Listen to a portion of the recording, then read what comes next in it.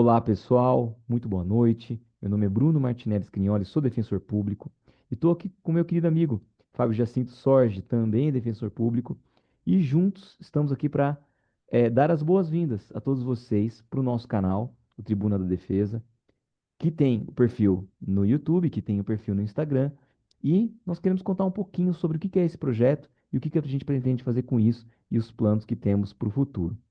Então, Fábio, por favor, que bom estar com você primeiro, né? Muito boa noite. Obrigado por você ter aceitado o convite, né?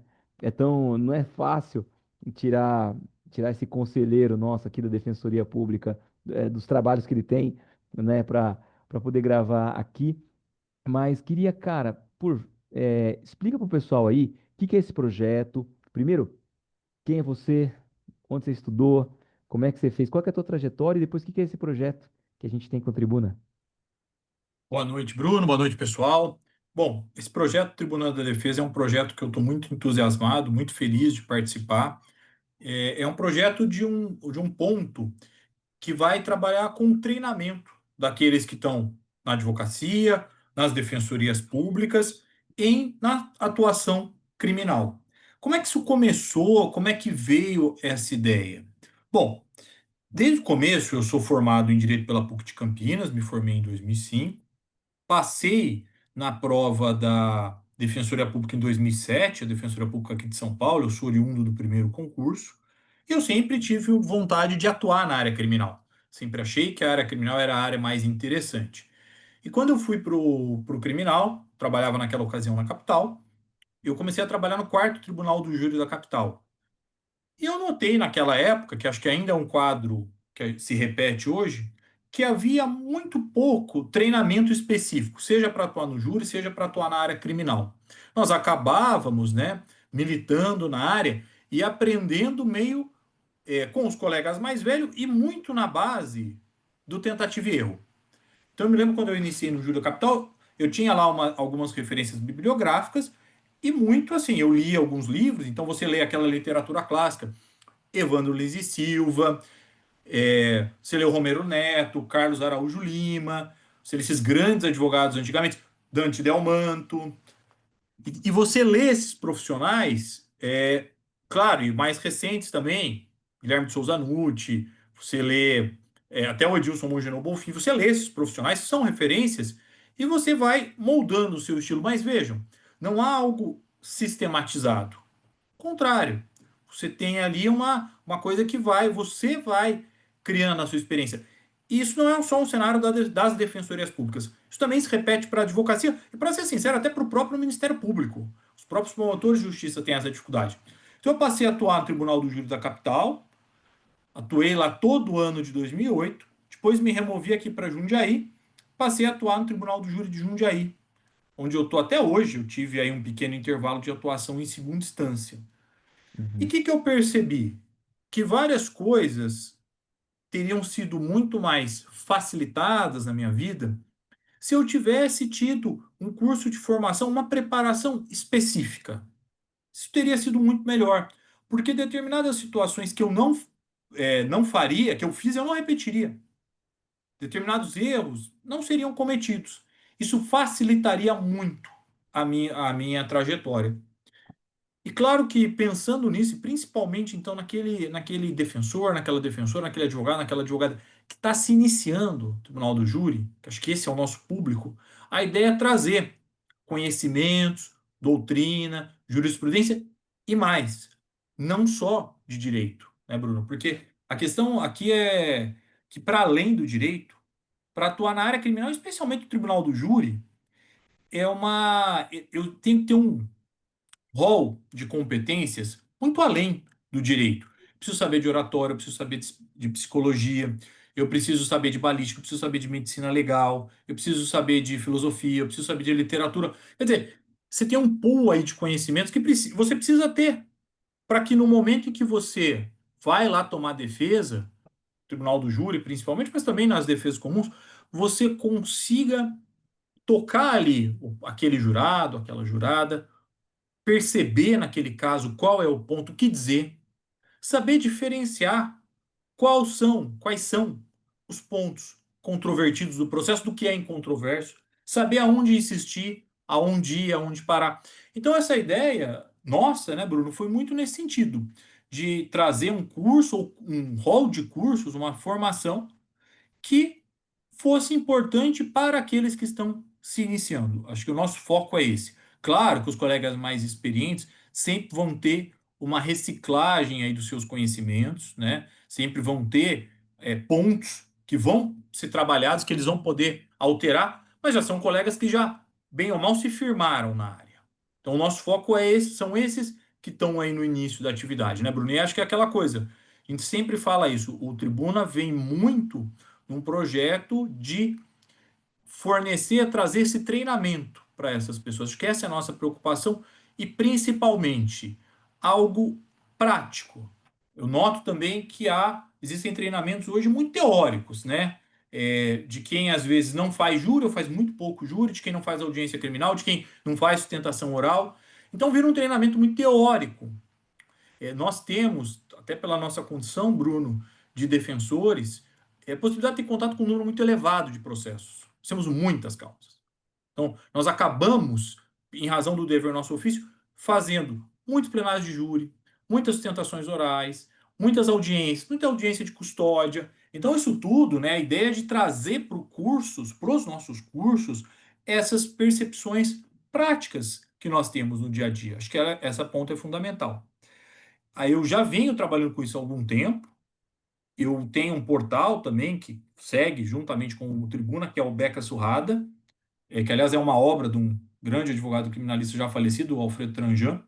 Beca Surrada é uma obra famosa de atuação no Tribunal do Júri, e que eu venho lá desde 2016, né? A página tem já 9 anos, trazendo todos os conteúdos da nossa área. Então, o meu dia a dia como defensor, mas é muito mais do que tentar trazer ao nosso público. O que a experiência do dia a dia nosso pode servir ou ser universalizada para diversas pessoas. Então, aí, esse é o ponto, acho que é um dos pontos do Tribuna.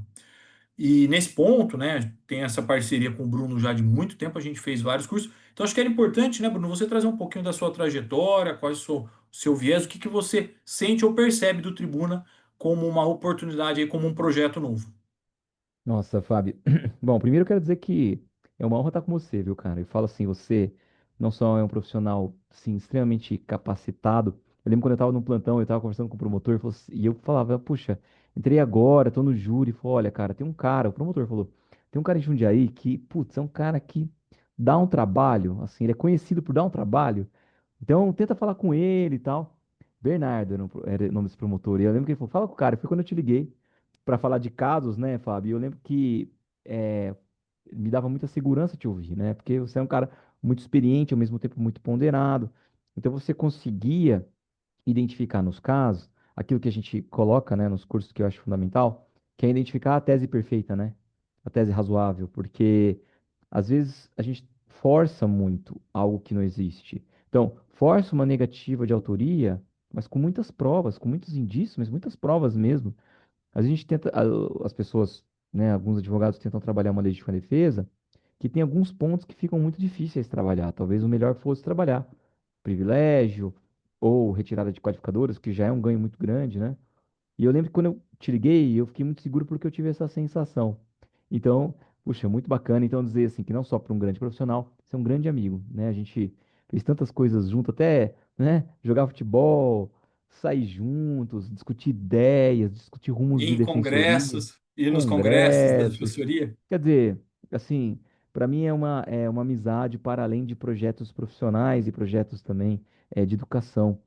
Mas uma coisa que você falou, bom, sobre a minha trajetória especificamente, né?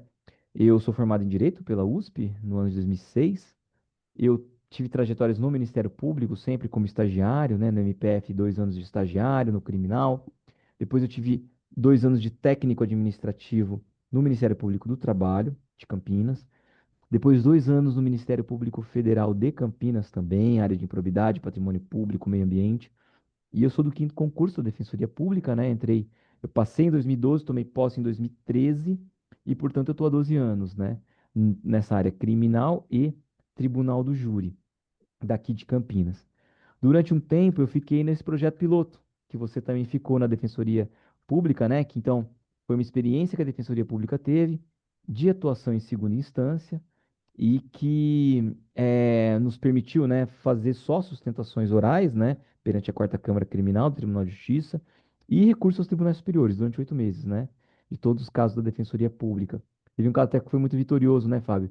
Um rese meu de júri, né, Exatamente. de ausência de correlação entre acusação e sentença, acusação e pronúncia, né, e você, o acórdão, né, julgou improcedente, né, e você, através de um HC, foi para o tribunal e conseguimos anular aquela pronúncia e até o réu foi impronunciado em primeira instância pelo juiz. Só que, olha, o STJ julgou isso depois da plenária e na plenária ele foi absolvido, mas justamente pela tese da ausência de correlação, né? Porque a rigor a ausência de correlação é porque a prova, né, demonstrava que o fato não era aquele. Então, como foi submetido a julgamento, isso acabou se convolando em mérito, né? E acabou sendo absolvido, mas essa atuação conjunta na segunda instância foi bem bacana, assim, nossa, né? Minha em primeiro grau e a sua em segundo. Eu gosto de lembrar que em 2017, né, a gente fez a primeira experiência de um curso de júri na OAB, um Sim. projeto piloto, né? Fazia tempo que não tinha, e a gente encampou 2018, no ano seguinte. A gente fez um projeto bastante extenso aqui em Campinas, né? E depois, 2019, a gente acabou não fazendo, porque eu estava envolvido no projeto, no curso extenso lá de teoria do delito na defensoria. 2020 foi a pandemia. Foi quando a gente montou os grupos de leitura, vários, né? A gente leu Shakespeare inteiro, lemos Auri inteiro, João Paulo Martinelli e Leonardo Debem no curso de parte geral inteiro, dentre outras obras, né? A gente leu República das Milícias, variava criminologia e dogmática, né? E, e acho que quando deu esse ano, foi o ano que a gente achou que devia voltar com esses cursos com a nossa cara. Porque é o que você falou, tem muitos cursos por aí que eu acabo vendo, ok que tem algumas dicas dos profissionais muito renomados, tal, mas às vezes eu fico com uma impressão que é um curso de procedimento. Então, assim, o professor, né, os professores indicam as fases procedimentais, processuais penais. Então, quantas testemunhas arrola, quais matérias se alega na resposta, a fase do 422, para que que serve, os tipos de decisão pós audiência de instrução. Então, assim, tem muitas coisas nesse sentido que são bastante procedimentais, né? Só que o tribunal do júri, ele implica, óbvio, conhecer o procedimento, mas não, o procedimento especial do júri, mas também conhecer toda a parte probatória assim, todas as categorias do processo Vou penal, aproveitar até nisso que você está falando, que eu acho que é um ponto legal para te perguntar. Depois eu vou dar a minha impressão. claro. O que você acha que falta no geral nesses cursos, né? Você até estava indo por esse caminho, queria que você detalhasse mais, porque isso é legal para quem está nos ocupando. O que que falta na sua avaliação nesses cursos? O que que eles não trazem? O que que a gente vai buscar trazer no tribuna como um diferencial? Qual que é a sua avaliação disso? Cara, eu acho que faltam várias coisas, né? Então, por exemplo, é, como eu disse, muitas vezes você tem uma análise de procedimento, né? Tal. Então, que você vai dizer assim, curso de júri como procedimento especial do júri. Mas veja, é muito difícil você trabalhar no júri se você não tiver o fundamento, as bases do processo penal nos seus institutos fundamentais, né? Então, por exemplo, o instituto, a denúncia, a questão da individualização, a narrativa precisa dos elementos, das circunstâncias fáticas a partir do inquérito.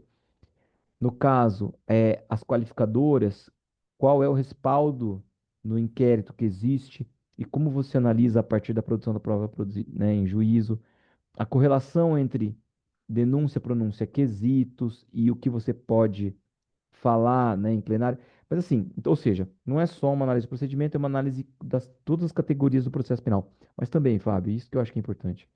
Acho que a parte geral, principalmente a questão da teoria do delito, é extremamente importante. Então, eu acho que um curso de júri em que você ensina o procedimento, mas não ensina as categorias precisas da parte geral, e eu digo as categorias fundamentais da ação, do resultado, da imputação objetiva, dos crimes comissíveis por omissão, é, do elemento objetivo, dolo direto, dolo eventual, dos elementos da culpa, né? Então, assim, o elemento subjetivo do crime culposo, das três modalidades, toda a parte das causas legais de justificação, mas supralegais também, as causas legais e supralegais de excludente de culpabilidade, e assim, as questões de política criminal, né?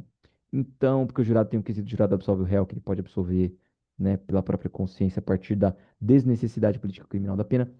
Em resumo, para além disso, eu acredito que precisa haver uma análise detalhada das categorias da parte geral do direito penal, que é o direito de resistência, que a defesa tem, né?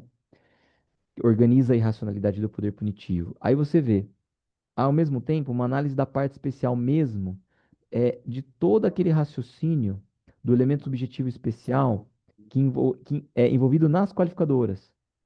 Então, toda qualificadora tem um dolo específico, um elemento objetivo especial que é inerente a elas.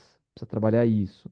É óbvio que depois tem a Até parte da fazer, né, dosimetria de Brunão, pena. uma ressalva, como isso é importante. O último júri que eu fiz, semana retrasada, os jurados, e foi uma discussão que a gente já teve muitas vezes, os jurados afastaram a qualificadora do meio cruel, embora tenha havido asfixia.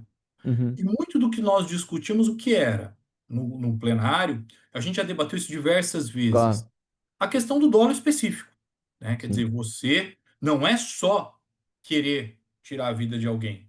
No caso do meio cruel, é querer tirar a vida aumentando o padecimento, o sofrimento dessa sim, pessoa. E isso desnecessariamente, né? que o Bruno está tentando trazer, isso é fundamental, e isso precisa estar no dolo Sim, específico do agente. O agente precisa querer isso claro, também. Precisa claro, ficar claro que ele quis isso também. E muitas, porque senão, e era um caso, um contexto de homicídio privilegiado, em que a pessoa está tomada de ira, ela não está raciocinando. claro, claro, claro, Daí, claro. isso é fundamental essa discussão, até Não, fazer um adendo a esse ponto. porque você fala assim, asfixia a pessoa, né?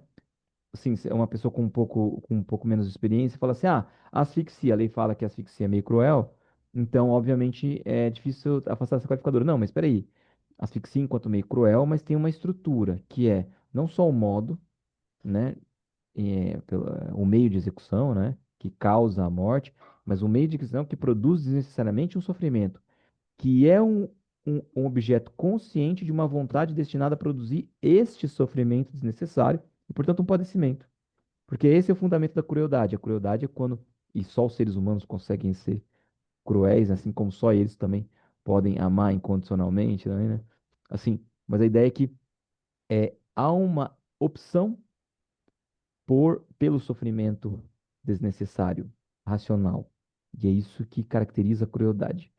E isso é muitas vezes incompatível com uma situação de uma absoluta perda momentânea de uma racionalidade, capacidade, né, cognitiva de avaliação concreta, dada em razão de uma injusta provocação da vítima, né? Violenta emoção, né? Suspensão temporária do juízo, dada a, a injusta provocação da vítima. Ou seja, tudo isso compõe o elemento subjetivo, seja na sua categoria dolo genérico, né? Desejo da morte, seja no específico, desejo da crueldade, do sofrimento Não, desnecessário. Mas olha, uma coisa interessante, eu falei processo penal, não só procedimento, mas categorias gerais parte geral, né? Seja na questão da dosimetria da pena, quando a gente vai trabalhar dosimetria numa série de questões. Por exemplo, uma das teses que eu usei na plenária passada, Fábio, foi a colaboração premiada da lei de organizações criminosas, né? E eu entendo, olha que interessante, que o juiz reduziu pouco, assim, foi submetida a quesitação se houve uma colaboração voluntária e eficaz. O, os jurados reconheceram que sim, por 4-1. E o juiz fez a dosimetria e reduziu de um quinto, que eu acho que é pouco. Por quê?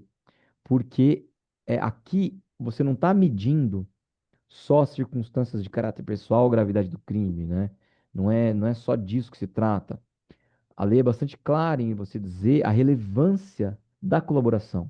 Neste caso, foi a colaboração dele, o único elemento pelo qual você achou a arma do crime, desenvolveu, né, descobriu o nexo de causalidade e o comparsa, né?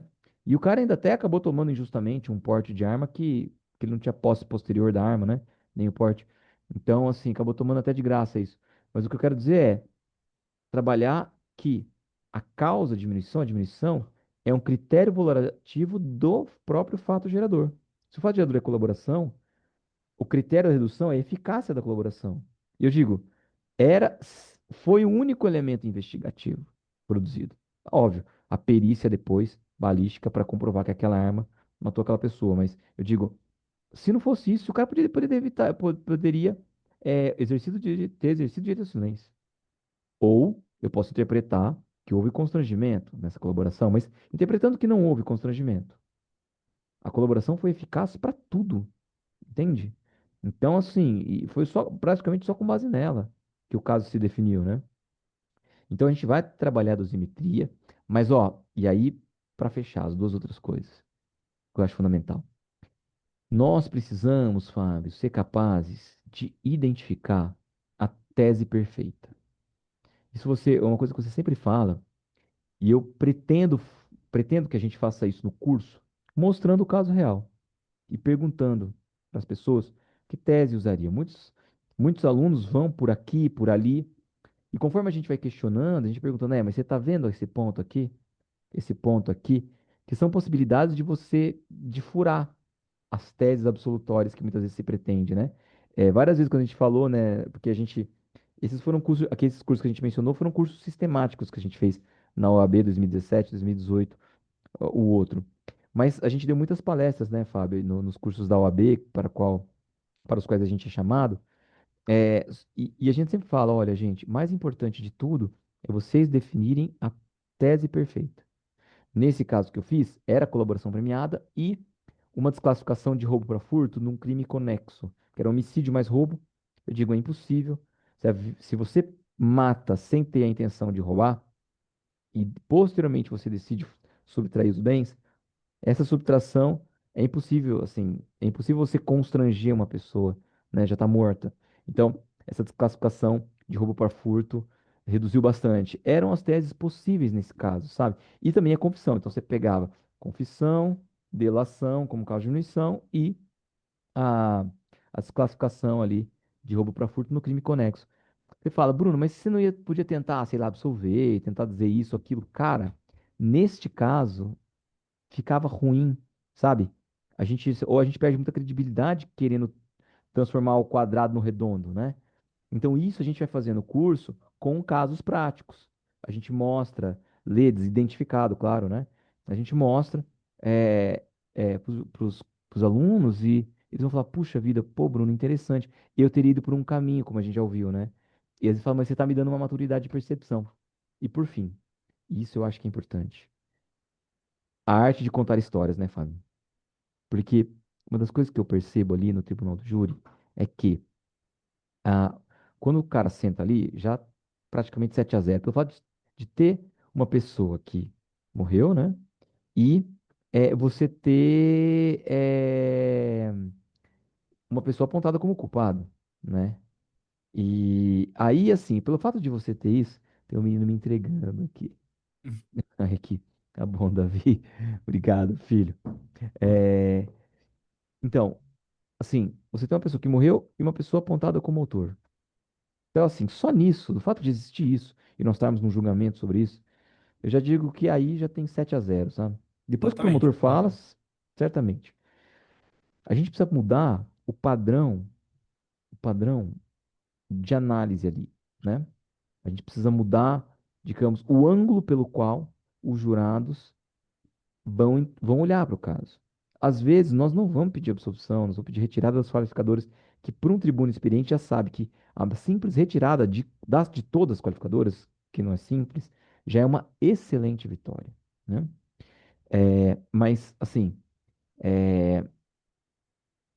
qual que é a grande questão aqui? Fazer os jurados olharem para um outro ângulo. E eles só conseguem isso através de histórias.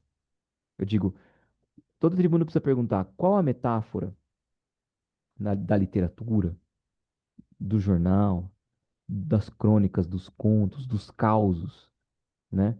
Do imaginário popular, que de alguma forma espelha a metáfora, a conclusão, a moral da história, que também se apresenta nesse caso, com a diferença que esse caso é um caso real, que, né, com pessoas reais, com vítimas reais, autores reais, dramas reais, sofrimentos reais de ambas as partes, de todos os lados, né?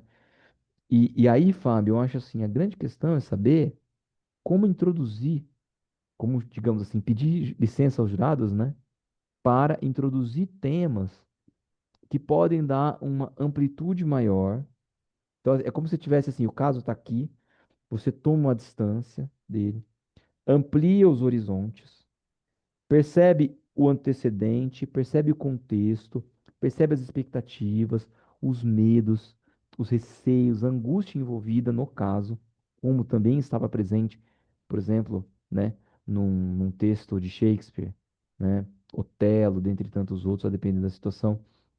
E você vê que esses personagens da literatura exprimem nas suas falas e no seu arco narrativo o drama envolvido nesse caso. Então, a gente vai trazer a nossa experiência de como a gente trabalhou, né? Essa coisa. Então, o que a gente fala do storytelling, que é a arte de contar histórias, mas histórias que de alguma forma geram valor, histórias que prendem a atenção, histórias que educam, histórias que de alguma forma servem de referencial para você mudar o padrão e de alguma forma conseguir encaixar numa das categorias da teoria do delito. Então, eu acho assim, se você entende de dogmática a teoria do delito, você tem um leque expandido de possibilidades de trabalhar a ausência das qualificadoras, ou alguma tese de privilégio, ou alguma tese absolutória, todas elas, todos os excludentes, né? Mas para encaixar nisso, você vai precisar de uma boa história do caso. E uma boa história do caso se dá a partir da definição da tese perfeita. A história que explica, ou que, né, justifica, mas que explica o drama e a reação daquele caso. E que isso que a gente está falando é muito bem retratado em, em contos, em filmes, em histórias. Ou seja, a gente está tirando da cabeça. Se está retratado em histórias, é porque tem alguma ancestralidade nisso ou algum arco dramático possível, né?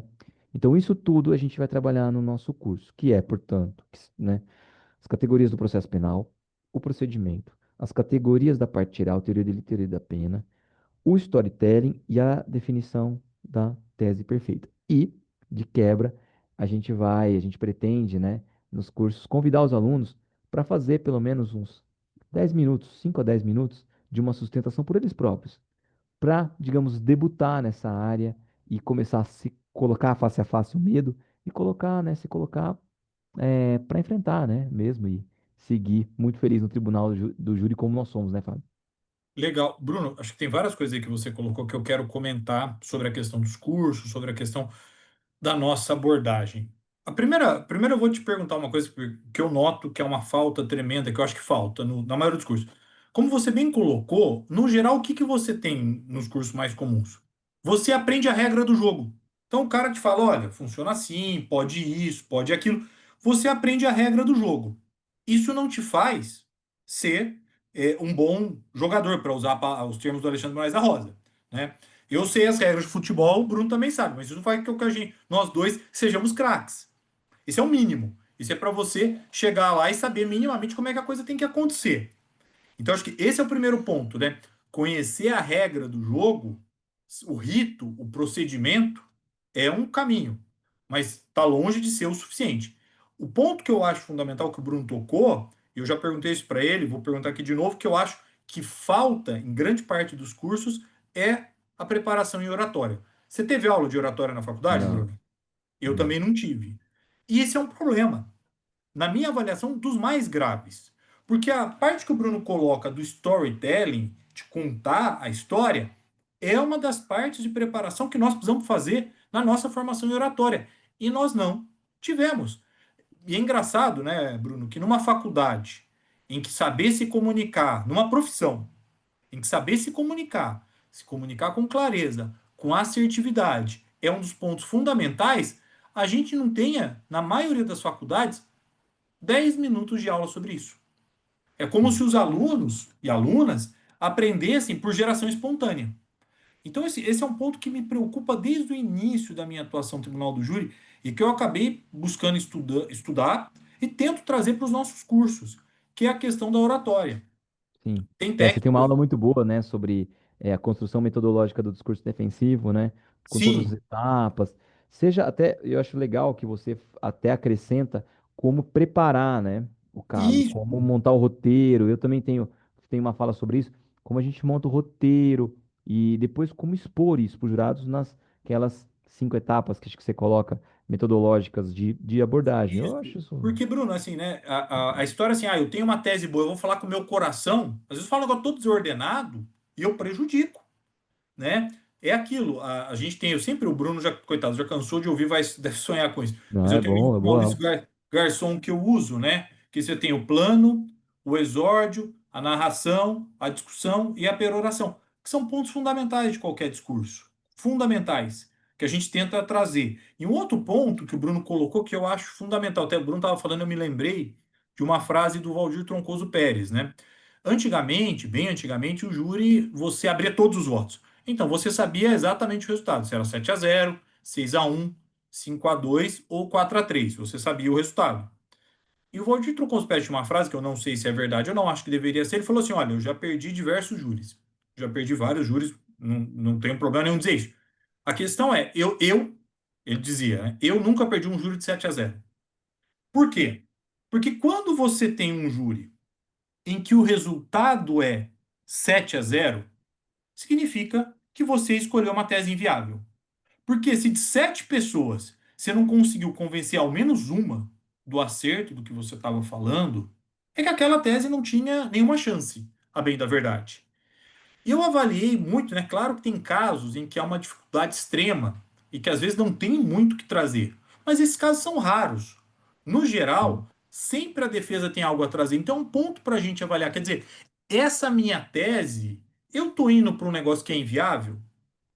O Alexandre Moraes da Rosa usa o termo: eu estou indo para uma tese, para uma estratégia dominada? Eu estou indo para uma estratégia que eu vou perder?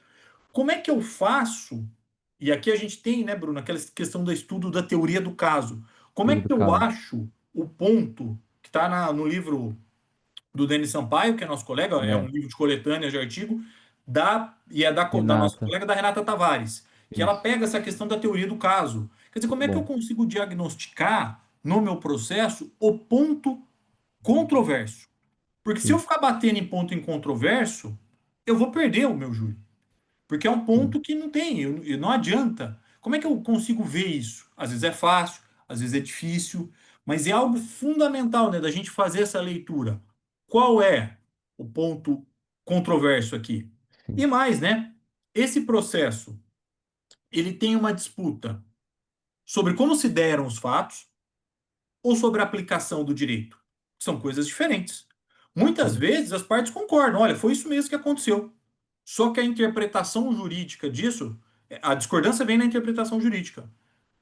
E muitas vezes é uma discussão sobre os fatos. Olha, não foi isso que aconteceu. Isso está sendo dito, não é isso que aconteceu. E aqui vai entrar muita habilidade que o Bruno falou do storytelling, porque quando eu vou narrar a história do réu, e principalmente se há dúvidas sobre a dinâmica dos fatos, eu vou precisar construir, por meio do storytelling e da jornada do herói, e da construção, ali a gente vê muito isso, né, Bruno, nos eventos do TED, lá no TED Talks, quer Uhum. dizer, construir um discurso em que eu consiga trazer uma conexão daquela pessoa pelas suas dificuldades, pelas suas vulnerabilidades, em que a Sim, gente vai compreender aquela pessoa como uma sim. de nós, os jurados, e Uhum. vão julgar ele com mais humanidade. Porque Sim, notem, a gente começa em muitos plenários com uma desumanização do réu, ou com uma demonização mesmo. E acho que esses são pontos fundamentais, né? Então, acho que a gente vai tentar trazer nos nossos cursos esse ponto. E queria falar um pouco, Bruno, trazer um pouquinho da questão de segunda instância, que eu acho que é um ponto fundamental, né? Tanto eu quanto o Bruno atuamos no projeto piloto da Defensoria Pública na quarta Câmara Criminal aqui do Tribunal de Justiça de São Paulo. E foi sim. uma experiência muito rica, né? A gente passou ali a selecionar casos para sustentação oral. Quer dizer, o que que eu devo debater numa sustentação oral? E a gente trabalhava muito, né, Bruno, nessa questão de, na sustentação oral, eu não devo, o defensor, o advogado, a advogada, defensora, não deve ir à sustentação para ensinar direito ao desembargador. Que a discussão tem que ser eminentemente fática, né? Porque as interpretações jurídicas, os pontos em que há divergência jurídica, você pesquisa o que o relator decidiu, você vai ver o que ele decidiu. E aquele caso, você muitas vezes, se você quer mudar uma interpretação jurídica, você tem que trazer algo que faça uma distinção daquele caso. Quer sim, dizer, você tem que conseguir tirar o seu caso por algum elemento fundamental da vala comum. sim. Não sei o que que você pensa, Bruno, sobre a escolha do caso para sustentação. O que que você acha que é um ponto que eu sei que é um ponto que as pessoas nos perguntam muito, por isso que eu estou É, trazendo. então, para sustentação, eu acho assim, é o que você falou, esse critério de, primeiro, tirar o caso da vala comum. Então, porque eles falam assim, quando o 226, eu sei que o STJ tem essa decisão recente, mas muitos embargadores entendem que o 226 era a mera recomendação, impossibilidade e tal. Só que há casos em que você, assim, coloca, não só que o 226 foi violado, mas, assim, a altíssima probabilidade de sugestionamento que pode ter ocorrido, ou de uma arbitrariedade na escolha da foto. Dou um exemplo que eu fiz não foi na quarta, né, mas foi em revisão criminal no primeiro grupo de câmaras, em que eu estava questionando o seguinte, um casal foi vítima de uma extorsão mediante sequestro, num caso que comoveu muito, né? A pessoa do sexo masculino dizia que ele não conseguia, de forma alguma, reconhecer ninguém, ficou muito nervoso, não teve um contato, né, muito claro com as pessoas, ficava sempre de cabeça baixa ou virado por outro lugar. E a pessoa do sexo feminino também não descrevia nenhuma característica da pessoa. Só que ela se lembrava, eu lembro disso, da, do nome da padaria, do saco de pão, que estava escrito no saco de pão, do pão que serviram no cativeiro no dia seguinte, né, ao assalto. E aí chegaram até a padaria lá para perguntar para as pessoas, quem eram pessoas que costumavam praticar roubos na região. E aí deram dois nomes lá, inventaram dois nomes lá, checaram, viu que eles tinham algumas coisas, viram que eles moravam, sei lá, 300 metros da padaria, não é nem do cativeiro, da padaria. E pegaram a foto dessas pessoas, submeteram para reconhecimento. Hoje a resolução 482, não lembro, 484, não lembro, a Acho que é do CNJ, 484. Acho que é 484, 484. do 2022 do CNJ, e óbvio, isso fica mais claro ainda com a nova tese de repercussão geral que eles definiram recentemente. Claro que você tem que justificar qual o indício relevante pelo qual você apresenta uma foto para a pessoa, ou seja, você não pode apresentar uma foto aleatoriamente do nada. Porque às vezes, por aquela questão de falha de memória, a pessoa pode, por uma obra do acaso, uma, né, recognição falsa, por uma falsa memória, por um engano, por o que quer que seja, reconhecer uma pessoa que não tinha nem que estar ali, entende? É, mas você acabou colocando essa pessoa com a espada de Damocles na cabeça por um, por um fundamento, por um indício, né? Morar perto da padaria que serviu o pão do cativeiro das vítimas. Um elemento que não tem uma relação quase nenhuma com a causa, e a pessoa acaba sendo reconhecida. Na verdade, dois foram fotograficamente, posteriormente, aí 6 meses depois, né? Também a memória é super. Um deles foi reconhecido, o outro não, pela mesma pessoa. Mas ficaram ambos presos, né? Até o outro que foi absolvido ficou preso também um tempo. Então, eu digo assim, você tem que puxar num caso desse. Não só a questão, óbvio que não teve as quatro pessoas, não teve descrição, não teve advertência de que as investigações continuarão ainda que não reconheçam, não foi gravado, não teve nada disso. Mas o ponto mais importante aqui é que o primeiro elemento, quer dizer, disponibilizar, não teve, bom, não teve outras fotos, né, tal, não teve prévia discussão, mas assim, o fato de você ter apresentado uma foto que não tinha contexto algum com o evento, né? É, para mim era o caso que colocar. Porque às vezes se colocasse de um outro cara também, parecido com esse, e que também não tinha nada a ver, vamos supor, um cara com uma foto no sujeito que mora no Rio de Janeiro, talvez a vítima reconhecesse. Tamanho, digamos, a falibilidade da memória, né? Mas o que mostra é que precisa ter uma pertinência mínima. Eles não apresentaram uma foto de alguém que praticava esse tipo de roubo com esse modus operandi nessa localidade, que eles já sabiam por alguma outra investigação paralela. foi aleatória a partir de uma pesquisa de, sabe, boca de padaria ali, assim. Você Então, sabe que um ponto, Bruno, que chamou muito a minha atenção em segunda instância nessa atuação, que eu falo sempre para quem segue nossos perfis, páginas, é a questão da necessidade da gente estar familiarizado com a jurisprudência dos tribunais superiores, necessidade de saber, assim, muito bem manejar o habeas corpus e, principalmente, né, trazer nas suas peças, nas peças que você vai trabalhar, nos habeas corpus, assim, trazer o ponto da discussão correto. Porque eu noto que às vezes ainda há muito erro dos profissionais em querer rediscutir prova em tribunal superior. Ah, foi isso, foi aquilo. Quando os principais problemas são de descumprimento da jurisprudência e principalmente de ausência de fundamentação. Eu me lembro que a gente tinha um número muito elevado de procedências de habeas corpus, né? Mas veja, sim, isso precisa vir, e acho que um ponto fundamental sabem desde a primeira instância muito claramente as teses que você busca, que você vai buscar sustentar em tribunal superior. Esse era um ponto fundamental. Então, manejar o habeas corpus, conhecer, era um dos pontos que para mim foi mais enriquecedor nessa experiência, assim. Eu me sim, lembro que, assim, a gente fazia um número colossal, né, de habeas corpus, né, era surreal o número de habeas corpus que a gente fazia, mas foi muito válido nesse aspecto, né? E a questão principal dos tribunais superiores de fiscalizar o respeito à regra do jogo, né? O que nós temos muito é questão de tráfico era abordagem motivada, questão de invasão de domicílio, aquele caso que era muito comum que a gente vê, que é uma situação que claramente era uma forçação de barra, né? Que a pessoa era detida e contava para a autoridade que tinha mais sim. entorpecente na casa. A questão dos reconhecimentos que você bem pontuou. A questão dos roubos, né, Bruno? De cumulação das causas de aumento Causa de aumento, sem a devida fundamentação. Isso também era muito comum. sim, A própria resistência de reconhecer o tráfico privilegiado, né? sim, Episódios claros de tráfico privilegiado. Mas a atuação em segunda instância também é muito enriquecedora, né? E a gente nota, Bruno, eu também imagino que você tenha essa percepção, até queria te ouvir sobre isso, né? Sobre o uso da sustentação oral e muitas vezes sobre o mau uso da sustentação oral. sim, Eu reparava, me chamava muita atenção o caso, que eu começava a ouvir e falava, não, isso aqui não deveria ter sustentação disso.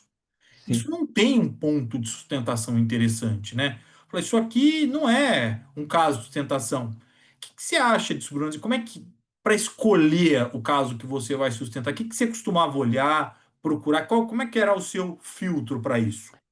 Eu acho assim, a primeira coisa que a gente tem que pensar, né, Fábio, que a gente sempre fala, é que você, nós, todos, né, defensores e advogados, a gente tem que conquistar a credibilidade perante os desembargadores, né? Porque alguns advogados que a gente bem conhece, eles estão lá sempre, estão fazendo, eles têm uma boa argumentação, uma boa escolha de casos, uma forma de explicar, uma didática, né? Dosam a emoção, né, na dose certa.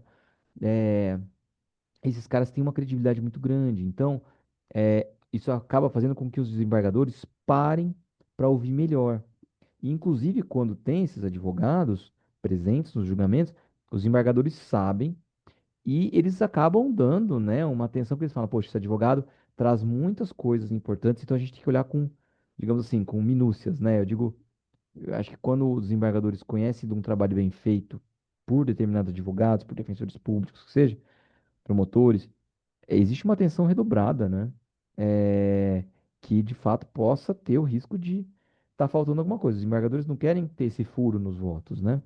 Não abordar uma tese ou não abordar com o devido cuidado.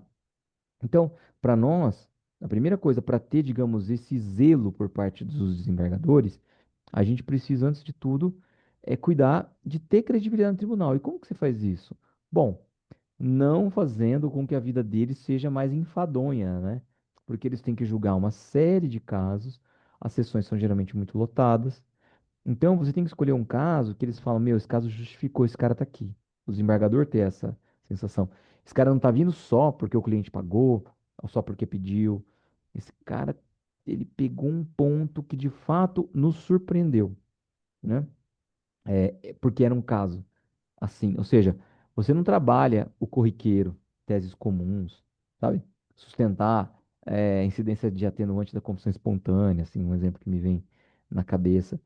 Aquela questão da palavra dos policiais simplesmente por si só, né? Eu sei que a gente tem uma visão diferente sobre qual seria a credibilidade do depoimento das forças de segurança, mas nos casos do TJ, eu não imagino que seja isso que deva ser discutido. Você deve saber que o caso precisa ter uma dignidade para ser caso de sustentação. Então ele tem que ter um distinguishing, como você falou, né? Digamos assim, olha, esse caso está fora dessa linha que vocês costumam seguir, ou ele está é, muito, assim, de acordo com a jurisprudência do STJ, mas que o juiz reconheceu uma outra coisa, né? Um fato outro. Mas esse fato outro não existe, ou existe de uma outra forma, ou ele é anulado por um outro depoimento, não sei. Então, assim, precisa ter um detalhe que chama atenção, que passa despercebido. Às vezes você não presta atenção que, sei lá, no minuto 10º de uma oitiva de uma das vítimas, você tem um detalhe que é importante, sabe? E talvez chamar a atenção disso, do detalhe, ou, né, justificar que o caso em si é um caso diferente.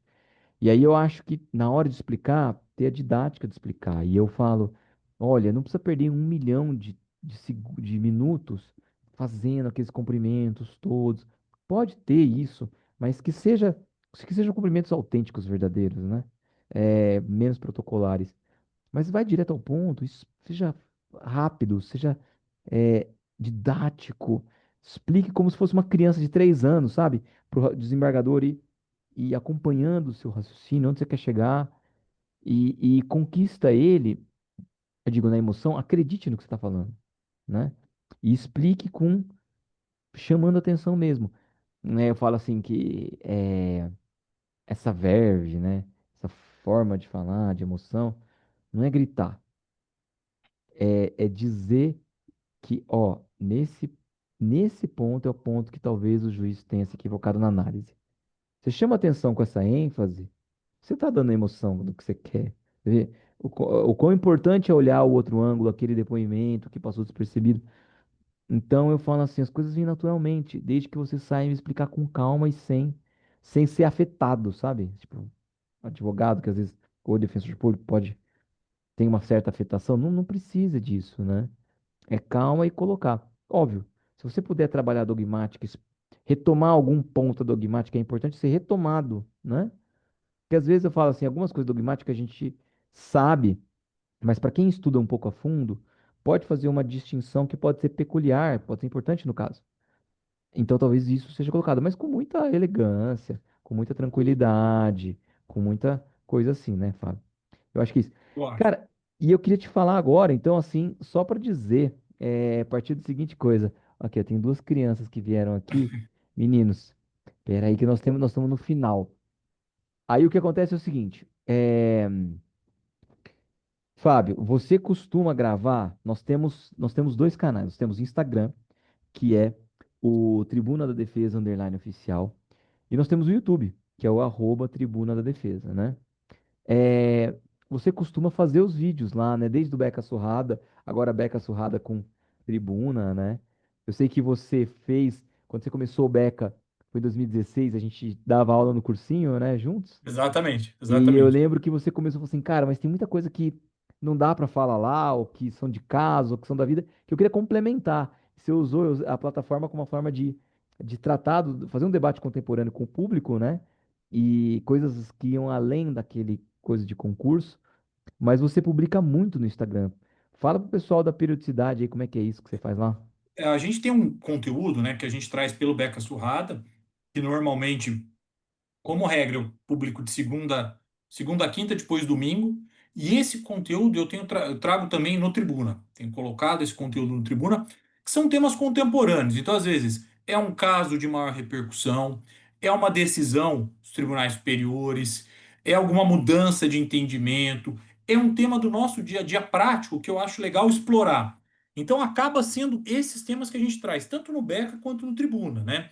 Sempre possibilitando, assim, aquela ideia de informar quem está estudando, quem está se preparando e quem está atuando com os temas contemporâneos, né? Então a gente discute muito sobre direito penal, processo penal, que são os temas aí que são da minha predileção. Então eu sempre sempre trazer isso. Às vezes acontece, eu vejo uma decisão e falo, essa decisão seria importante trazer, acontece um tema, tem alguma coisa legal, a gente busca trazer. Então, com essa periodicidade, e estou trazendo também agora no nosso perfil no Tribuna, tá? Então, quem tiver interessado, siga a gente lá no Tribuna para ver esses conteúdos aí, estão sempre atualizados. O Fábio tem uma atuação muito grande no Instagram, no nosso Instagram do Tribuna. E aqui no YouTube, embora nós dois vamos fazer conteúdo para os dois, aqui no Tribuna, no YouTube, nós vamos ter um trabalho que aí é mais extenso, né, Fábio? O Instagram te permite coisas muito Isso, rápidas, então decisões rápidas, comentários, alguns vídeos curtos relacionados a alguma explicação rápida que precisa acontecer. E aqui são vídeos um pouco mais substanciosos. Então, são vídeos em que a gente pega um caso, esmiuça com mais profundidade. Então, tem um trabalho assim muito analítico. E tem um trabalho, Fábio, que eu quero desenvolver aqui resenha de livros. Então, tem alguns livros que eu acho exatamente. para os quais eu preciso, né? Nós precisamos fazer uma homenagem. É, Zaffaroni, Juarez Tavares, Jorecine dos Santos, o próprio Auri, Gustavo Badaró, são livros que nos marcaram, né, enquanto nossa trajetória, que de alguma forma eu acho importante fazer essas resenhas de livros maiores, sejam dogmática, né, tal doutrina, sejam livros menores de assuntos específicos. A gente fez um grupo de leitura recente, né, da do Correlação entre Acusação e Sentença. O Badaró esteve presente, né, comentando isso nós discutimos até casos e e aí já fazendo, né, dizendo para o pessoal que no Tribuna a gente vai divulgar mensagens para grupos de leitura, né? Grupos de leituras Isso, a exatamente. preços Grupo de leitura. módicos, né? Mas assim, que vão, às vezes gratuitos, às vezes com preço módico, para lermos em conjunto e discutirmos os casos, os conteúdos, né? E trocar experiências, que eu acho que vai ser fundamental. E por fim, eu tenho um recado que é importante dar, gente, que é o seguinte: também vai haver o podcast aqui no Tribuna às quartas-feiras. Nós vamos quinzenalmente convidar uma pessoa, um amigo nosso, um profissional da área, e vamos fazer uma entrevista, né, com eles, um bate-papo, assim como esse que a gente está fazendo, né, com o que essa pessoa pesquisou, defendeu, com o que ela trabalha, as ideias, né, os casos, e com isso as pessoas vão conhecendo esses profissionais e conhecendo também o nosso trabalho. É uma interação muito rica. A gente tem muitos amigos de quem nós somos muito fãs, né, Fábio? Isso, Então nós vamos exatamente. ter Muita isso gente boa para aqui chamar aí, muita gente boa. quinzenalmente às quartas-feiras, né? Vai ser das 17 às 18, né? Vocês vão ser chamados, portanto, a gente pede sempre que vocês deem o like, que vocês se inscrevam no canal para receber essas notificações das nosso podcast. E vamos publicar vídeos aqui, pelo menos uma vez por semana. Então também vai ter um conteúdo rápido, né, de dogmática. E é, o nosso curso de júri, que começa dia 8 de agosto, pessoal. 8 de agosto começa o nosso curso de júri. Vão ser encontros síncronos, ou seja, ao vivo, todas as sextas-feiras, das 17 às 19. Esses encontros vão ficar gravados, para quem não conseguiu assistir, vai poder assistir. Esses encontros, a inscrição vai ser pela Hotmart, a gente vai divulgar em breve o link. é, Vai ficar disponível aqui para entrar. Você pode entrar desde o começo, eu acho muito importante, mas também entrar posteriormente pegando as aulas anteriores sem problema. A plataforma Hotmart permite o pagamento via cartão de crédito, Pix, permite parcelamento. Então, vai ser um curso muito bom, no qual a gente vai abordar tudo isso. Vão ser, então, agosto, setembro, metade de outubro, porque na outra metade eu tiro férias, né? E a gente também tem a fazer, né, Fábio? É isso Novembro. aí. E a gente vai fazer aulas extras em alguns sábados, ou, a depender da turma, a gente vai perguntar qual que é o melhor dia, qual é o melhor horário para a gente fazer, que vão também ficar gravadas. Aulas práticas, aula de estudo de casos, bem completinhos, aulas extras. E é, essas aulas vão ficar disponíveis a todos. É um curso que a gente pretende colocar tudo isso que a gente falou, do que a gente acha que é essencial. E para quem tiver dúvidas, pode colocar aqui nos comentários, podem chamar a gente lá no Instagram, Tribuna da Defesa underline oficial, manda mensagem para a gente no direct. E, por fim, vai haver no curso um grupo de WhatsApp em que a gente vai mandar conversar lá muitas coisas. A gente vai disponibilizar pautas das plenárias que a gente faz, a pauta, as plenárias são públicas, as pessoas podem assistir. Então, conforme a gente dá as aulas, a pessoa pode ver como é que a gente aplica, né, Fábio? No É isso nosso dia a aí. dia. Eu acho que é Isso é muito fundamental a importante. gente trazer essa experiência, para quem quiser poder nos acompanhar nos júris, vai ser bem interessante também nas sustentações orais, o que a gente tiver, a gente divulga lá o trabalho. É. Então, eu acho que é isso, né, Fábio? É Acho, isso. algum recado final para o pessoal aí? Pessoal, só dar boa noite a todos. Estou muito feliz da gente estar participando desse projeto, iniciando esse novo projeto, que está sendo feito com muito carinho, com muito cuidado, para auxiliar quem está começando, né? Como eu e o Bruno costumamos dizer, a ideia é trazer informações e elementos, municiar quem está começando com coisas que nós não tivemos, mas que, segundo a nossa perspectiva, vão tornar a jornada, a caminhada muito mais tranquila. Essa é a nossa ideia aí, sem prometer solução mágica, nada desse tipo. Apenas coisas da nossa experiência profissional que vão, no nosso sentir, auxiliar quem está iniciando. É isso, pessoal. Obrigado, É, viu, Bruno? e eu, Fábio, fico muito feliz e é tudo isso que você falou mesmo. E tem um ponto que eu acho que é muito importante, né, Fábio, que é a gente vai, quando a gente mantém, por exemplo, um grupo de WhatsApp e uma conversa, a gente conversa muito sobre nossas impressões, né? Sobre como os temas podem ser abordados, uma questão de não agressividade da fala, né? Assim, óbvio que tem o componente emocional, mas como a gente pode fazer uma plenária com elegância, percepções, referências, né? Alguém pede uma referência para tratar um caso com esse tema, uma referência de livro, filme, algo que a gente possa colocar. Lembrando que cada um tem sua bagagem. E é um grupo em que as pessoas vão se ajudar muito. E quem sabe vão se unir para juntas ter a primeira experiência de plenária. A gente já teve isso, né? No primeiro Exatamente. semestre, um grupinho já se formou e já encarou a primeira plenária e ficaram muito gratos. Então, eu acho que isso é muito bom e isso nos anima a fazer isso, né? A gente tem um amor muito grande pela docência, você e eu acho que esse contato com os alunos vai ser muito bom. É isso? É isso. Beleza, pessoal? Então, muito obrigado.